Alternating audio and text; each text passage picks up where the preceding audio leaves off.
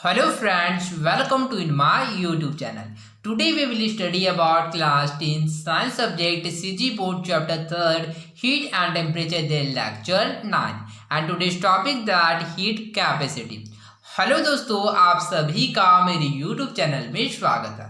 आज हम पढ़ेंगे अध्याय 3 ऊष्मा और ताप हीट एंड टेम्परेचर का लेक्चर 9 जिसमें आज का हमारा टॉपिक है हीट कैपेसिटी अर्थात ऊष्मा धारिता। ओके, तो इस टॉपिक में आगे बढ़ने से पहले चलिए सबसे पहले हम लोग कल का जो क्वेश्चन है उसके आंसर के बारे में समझ लेते हैं, फिर इस टॉपिक में हम लोग आगे बढ़ेंगे। ओके, तो हमारा कल का क्वेश्चन है थिंक, सोचिए, what could have happened if all substances had same specific heat capacity, discuss. Okay, तो क्वेश्चन है यदि सभी पदार्थों की विशिष्ट ऊष्माधारिता समान होती तो क्या होता, चर्चा करें। ओके, तो चलिए इसके आंसर को समझते हैं। If all substances had same specific heat capacity, so that is not good of a solve, or we can see that is not suitable for a solve। अर्थात यदि सभी पदार्थों की जो विशिष्ट ऊष्माधारिता है वह समान होती तो यह हमारे लिए अनुकूल नहीं होगा। कैसे, तो चलिए इसको समझते हैं। ओके, जैसे कि यदि सभी पदार्थों की विशिष्ट ऊष्माधारिता था जो स्पेसिफिक हीट कैपेसिटी है वह कम हो जाए तो इस स्थिति में क्या होगा, सभी पदार्थ जल्द ही गर्म एवं जल्द ही ठंडा होगा। इसी प्रकार से यदि सभी पदार्थों की जो स्पेसिफिक हीट कैपेसिटी है वह अधिक हो जाए तो इस स्थिति में क्या होगा, जितने भी पदार्थ है वह देर से गर्म एवं देर से ठंडा होगा। ओके, तो इस प्रकार से हमारे लिए अनुकूल नहीं होगा। ओके, तो चलिए इसको एग्जाम्पल के द्वारा समझते हैं। ओके, तो जैसे कि आप लोग बहुत सारे स्टूडेंट क्या है, आप लोग स्कूल जाते होंगे तो क्या आप लोग साइकिल अथवा बाइसिकल में स्कूल जाते होंगे। ओके, तो बेसिकली साइकिल में क्या होता है, जो हैंडल होता है वो प्लास्टिक का बना होता है और जो सीट कवर होता है वह भी प्लास्टिक का होता है। ओके, उसके पश्चात जो बाकी पार्ट्स होता है वो ज़्यादातर क्या होता है, लोहे का होता है। ओके, तो मेनली यदि हम लोग प्लास्टिक एवं जो लोहे की बात करें तो यदि दोनों का जो क्या होता है विशिष्ट ऊष्माधारिता है वह कम हो जाए तो इस स्थिति में क्या हो जाएगा, वो जल्द ही गर्म एवं जल्द ही ठंडा होगा। ओके, तो हम लोग कितने समय तक जो साइकिल में रह सकते हैं, तो ज़्यादा समय तक हम लोग साइकिल में नहीं रह सकते क्योंकि वे जल्द ही गर्म हो जाएगा। अर्थात इस प्रकार से हम लोग कह सकते हैं यह हमारे लिए अनुकूल नहीं होगा। ओके, ठीक इसी प्रकार से यदि सभी पदार्थों की जो विशिष्ट ऊष्माधारिता है वह अधिक हो जाए तो इस स्थिति में क्या होगा, जितने भी पदार्थ वह देर से गर्म एवं देर से ठंडा होगा। ओके, तो चलिए उदाहरण के द्वारा समझते हैं। जैसे कि खाना बनाता है। ओके, तो खाना बनाते हैं तो जैसे कि कोई भी पतीला फिर कोई भी कंपोनेंट्स या फिर कोई भी बर्तन लेते हैं। ओके, तो चलिए मान लेते हैं एक कोई भी क्या है, एक पात्र था, कोई भी बर्तन है जिसमें हम लोग ने क्या रखा, खाना बनाने रखा है। ओके, तो जब इसको हम लोग हीट देते हैं तो मान लीजिए जो कंपोनेंट है कोई भी बर्तन है, तो मान लीजिए यह स्टील का कोई भी यूटेंसिल अर्थात बर्तन है। ओके, यहाँ पर हम लोगों ने जैसे कि पानी गर्म कर रहे हैं। ओके, तो यदि पानी एवं जो बर्तन का जो विशिष्ट ऊष्माधारिता क्या है अधिक है तो इस स्थिति में क्या होगा, जो बर्तन है क्या होगा, देर से गर्म होगा। ठीक इसी प्रकार से जो पानी है वह भी देर से गर्म होगा। तो इस प्रकार से हमको क्या है, किसी भी खाना बनाने में क्या है, बहुत ही लंबा समय लगेगा। अर्थात इस प्रकार से हम लोग कह सकते हैं कि यह हमारे लिए अनुकूल नहीं होगा। ओके, तो आई होप आप लोगों को समझ आया होगा कि what is the reason behind the if all substances have same specific heat capacity so that is not suitable for us.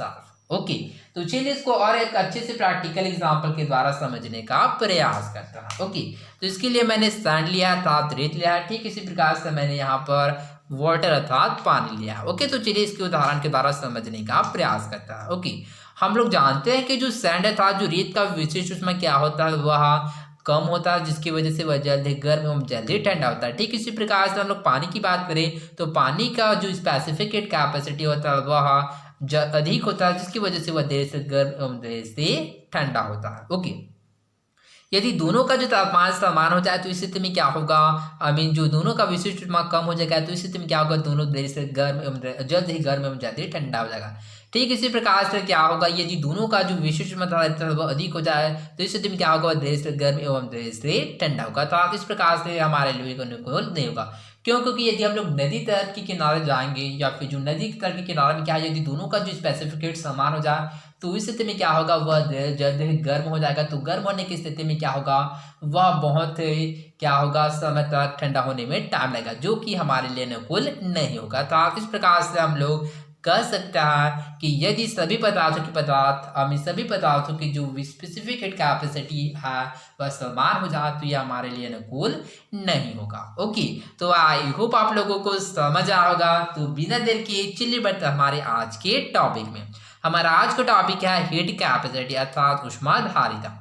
Okay, the quantity of heat required to raise the temperature of the entire mass of the substance by 1 degree Celsius is called heat capacity। Okay, तो heat capacity अर्थात ऊष्माधारिता किसे कहते हैं? तो ऊष्मा की वह मात्रा जो वस्तु के संपूर्ण द्रव्यमान का ताप 1 डिग्री सेल्सियस बढ़ाने के लिए आवश्यक है, हीट कैपेसिटी या ऊष्माधारिता कहलाता। If the mass of the substances is m and its specific heat is s, then यदि वस्तु का द्रव्यमान m तथा विशिष्ट ऊष्मा s है तब हीट कैपेसिटी अर्थात ऊष्माधारिता इक्वल मास गुणा स्पेसिफिक हीट अर्थात द्रव्यमान गुणा विशिष्ट ऊष्मा। ओके, चूंकि मास को हम लोग m से हम स्पेसिफिक हीट को s से प्रदर्शित करते हैं तो इस प्रकार से हम लोग लिख सकते हैं heat capacity equal m multiply s। Okay, इसके साथ आप लोग याद रखिएगा कि unit of heat capacity is joule पर डिग्री सेल्सियस अर्थात ऊष्माधारिता की इकाई जूल पर डिग्री सेल्सियस होता है। ओके, तो आई होप आप लोगों को समझ आया होगा। तो चलिए आगे बढ़ते हैं।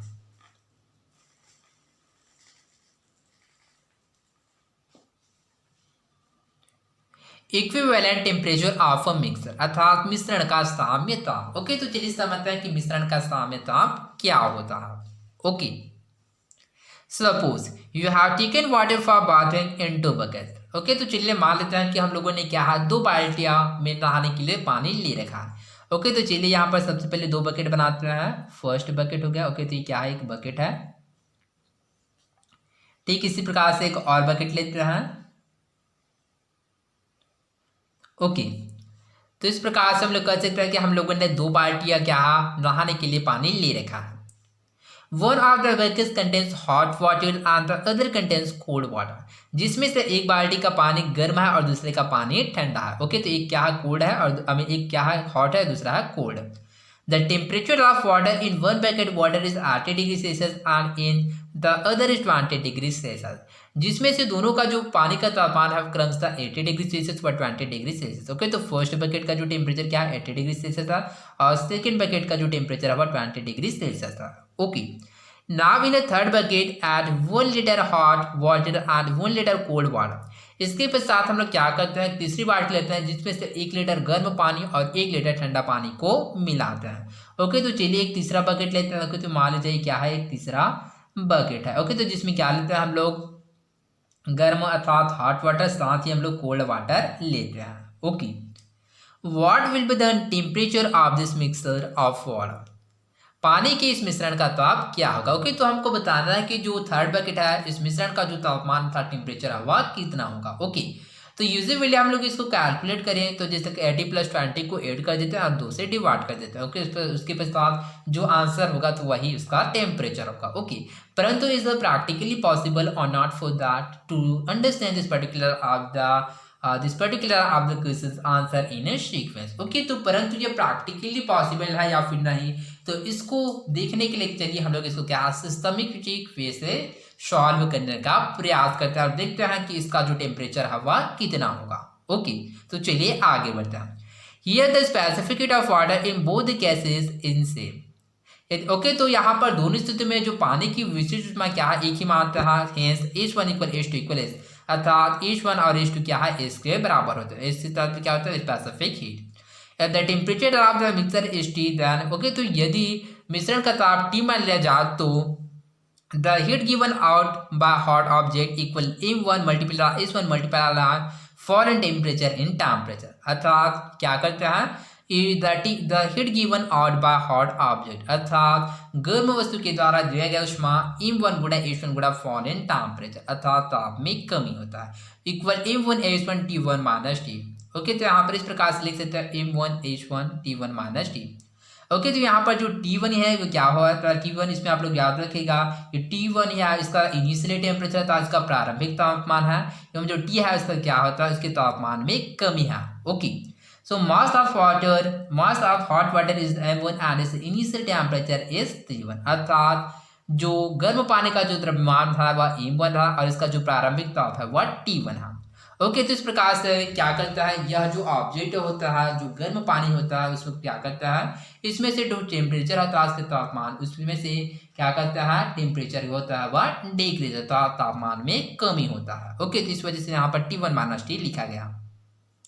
Heat object by colder object, ठंडी वस्तु के द्वारा लिए गए उष्मा इक्वल m2 गुणा h2 गुणा राइज इन टेम्परेचर, अर्थात m2 गुणा h2 गुणा ताप में वृद्धि। चूंकि ठंडी वस्तु को क्या करता है, उष्मा को ऑब्जर्व अर्थात अवशोषित करता है, जिसकी वजह से इसके तापमान में वृद्धि होता है। तो इस प्रकार से लिख सकते हैं equal m2 h2 multiply t minus t2। Okay, तो यहाँ पर mass of cold water is m2 and is the initial temperature is t2, अर्थात ठंडे का पानी का द्रव्यमान यहाँ पर m2 है और t2 उसका प्रारंभिक ताप है। ओके, तो इसके साथ यहाँ पर आप लोग याद रखिएगा T माइनस T2 लिखा गया। तो अगर T क्या है, तो इसमें आप लोग याद रखिएगा कि T मिश्रण का ताप है और जो T2 है उसका क्या करता है, वह जो ऊष्मा को लिया गया है उसका टेम्परेचर को प्रदर्शित करता है। ओके, अर्थात जो T2 क्या है, जो कोल्ड ऑब्जेक्ट है उसका इनिशियल टेम्परेचर अर्थात उसका प्रारंभिक तापमान है। ओके, तो आई होप आप लोगों को समझ आया होगा। तो चलिए आगे बढ़ते हैं।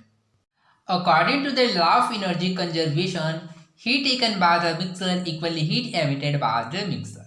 Okay, तो according to the law of energy conservation अर्थात ऊर्जा संरक्षण के नियमानुसार क्या होता है, heat taken by the mixer अर्थात मिश्रण विधि से ली गई ऊष्मा क्या है, equal heat emitted by the mixer अर्थात दी गई ऊष्मा के बराबर होता है। ओके, तो इस प्रकार से लिख सकते हैं m1 multiply h1 multiply t1 minus t equal m2 multiply h2 multiply t minus t2। Okay, चूंकि यहाँ पर h1 और h2 किसके इक्वल है, तो h1 h2 क्या है, s के इक्वल है। तो इस प्रकार से हम लोग ऐसे यहाँ पर लिख सकते हैं, तो m1 multiply s multiply t1 minus t equal m2 multiply s multiply t minus t2।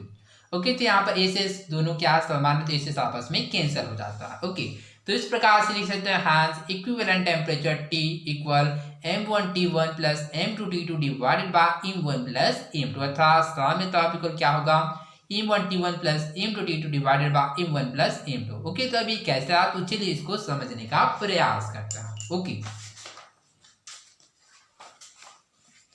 Okay, तो जैसे कि यहाँ पर हम लोग देख सकते हैं, यहाँ पर प्रदर्शित है m1 multiply t1 minus t equal m2 multiply t minus t2। Okay, तो यहाँ पर ऐसे आपस में क्या हो गया है, कैंसिल हो गया। ओके, तो चलिए इसको समझने का प्रयास करते हैं। अब इसका मल्टीप्लाई करेंगे तो ये हो जाएगा m1 t1 minus m1 t equal m2 t minus m2 t2। Okay, अब चलिए जो t वाला जो क्या है कंपोनेंट्स है उसको एक साइड रखते हैं। ओके, तो इस प्रकार से हम लोग m1 t1, चूंकि यहाँ पर m2 t2 क्या है, यहाँ पर माइनस में इसको ट्रांसफर करेंगे तो ये हो जाएगा पॉजिटिव। तो m2 t2 equal m2 t, यहाँ पर जो m1 t क्या है, यहाँ पर नेगेटिव में है अर्थात माइनस में है, तो इसको क्या करेंगे, ट्रांसफर करेंगे तो ये हो जाएगा पॉजिटिव में m1 t। तो m1 t1 plus m2 t2 equal m1 t plus m2 t। Okay, तो यहाँ पर हम लोगों ने क्या किया, जस्ट क्या है, इसका पोजीशन को चेंज किया। ओके, तो यहाँ पर m1 t पीछे में तो इसको सामने मिल रहा है। ओके, तो यहाँ पर हम लोग देख सकते हैं, ये हो जाएगा m1 t1 plus m2 t2 equal. Okay, तो यहाँ पर हम लोग देख सकते हैं कि दोनों में कॉमन क्या है, दोनों में कॉमन है t, तो t को बाहर निकाल देता है, तो m1 प्लस m2। ओके, तो इस प्रकार से हमको प्राप्त होता है। चूंकि हमको क्या है, t का वैल्यू था, टेम्परेचर का मान ज्ञात करना है, तो हमको इसको एक बार रखता है और बाकी को अलग साइड करते हैं। तो यहाँ पर m1 प्लस m2 को क्या करना है, ट्रांसफर करते हैं, यहाँ पर गुणा है तो यहाँ पर आ जाएगा तो भागित हो जाएगा। तो m1 t1 plus m2 t2 divide m1 plus m2 equal t, अर्थात इस प्रकार से हमको t का वैल्यू प्राप्त हो जाता है। या हमको इस प्रकार से भी लिख सकते हैं t equal m1 t1 plus m2 t2 divided by m1 plus m2। Okay, तो आई होप आप लोगों को समझ आएगा किस प्रकार से यहाँ पर t equal m1 t1 plus m2 t2 divided by m1 plus m2 आया। ओके, चूंकि यहाँ पर हम लोग क्या होता है, m1 एवं m2 अर्थात जो द्रव्यमान उसका वैल्यू हम लोग एक लेते हैं, तो यहाँ पर इसका वैल्यू पुट करते हैं, तो 1 multiply 80 plus 1 multiply 20 divide by 1 plus 1। Okay, तो यहाँ पर 80 क्या है, जो गर्म पानी का तापमान है वो 80 है और जो ठंडे पानी का तापमान है वो 20 है। ओके, तो इस प्रकार से 80 का मल्टीप्लाई 1 के साथ करते हैं तो 80 प्लस 20 का मल्टीप्लाई 1 के साथ करते हैं तो 20। तो ये हो जाएगा 80 प्लस 20 डिवाइडेड बाय 2। तो 80 प्लस 20 कितना होगा 100 डिवाइडेड बाय 2। अब 2 से क्या करते हैं 100 को डिवाइड करते हैं कितना प्राप्त होता है 50 degree Celsius. Therefore, the temperature of this mixture of water will be 50 degree Celsius. अतः पानी के मिश्रण का जो तापमान है वह 50 डिग्री सेल्सियस होगा। अतः इस प्रकार से हम लोग कह सकते हैं कि पानी के मिश्रण का ताप क्या होगा, तो पानी के मिश्रण का ताप 50 डिग्री सेल्सियस होगा। ओके, तो आई होप आप लोगों को समझ आया होगा। तो आज के लिए बस इतना ही, मिलते हैं अगले वीडियो में। धन्यवाद।